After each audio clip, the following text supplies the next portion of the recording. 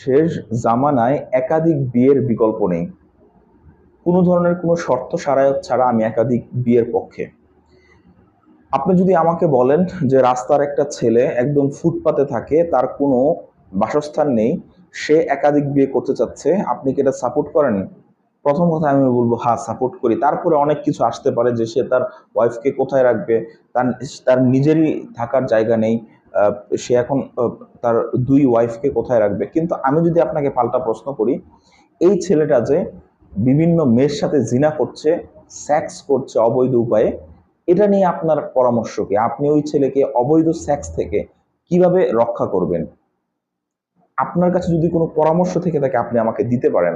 দেখুন, ইসলাম is the ultimate solution. ইসলাম যে solution, যে সমাধান আপনাকে দিচ্ছে, আপনি যদি এটা মাথা পেতে মানতে না পারেন, আপনি যদি এর সাথে বাগাবত করেন, আপনি যদি এর সাথে বিদ্রোহ করেন, এর চেয়ে বড় বোকামি আর কিছু হতে পারে না।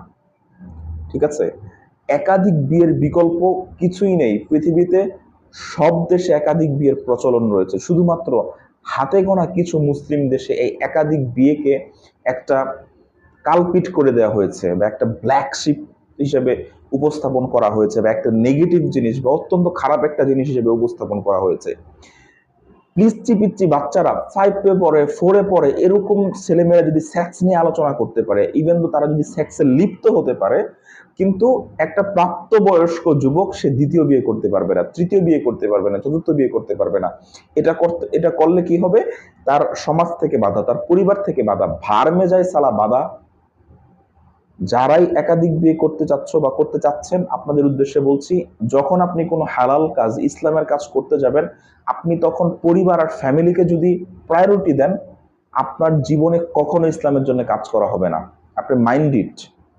আপনাকে একটু তেরা হয়ে, একটু ঘাউরামি করেই তারপর কাজটা করতে হবে। আর পৃথিবীতে কোনো কাজ কিন্তু মিনমিন মিনমিন করে, হ্যাঁ করব, ঠিক আছে ভাই করব, এভাবে হয় না। কারেঙ্গে তো কারেঙ্গে, কারনা হে তো কারনা হে, ডু অর ডাই, এরকম অ্যাটিটিউড যদি আপনার থাকে তাইলে আপনি করতে পারবেন। আদারওয়াইজ আপনার জন্য সবকিছু না।